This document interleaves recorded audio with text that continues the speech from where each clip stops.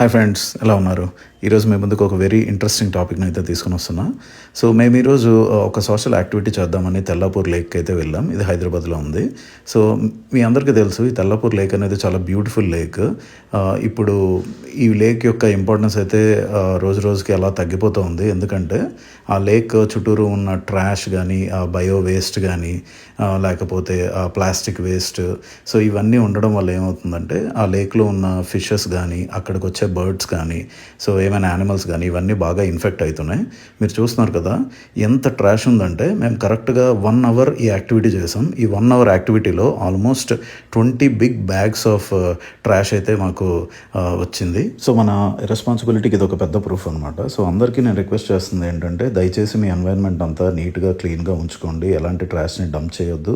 So GHMC వాళ్ళకి ఇస్తే వాళ్ళే ట్రాష్ అంతా పట్టుకొని వెళ్తారు. So please save the environment and save all of us. Thank you.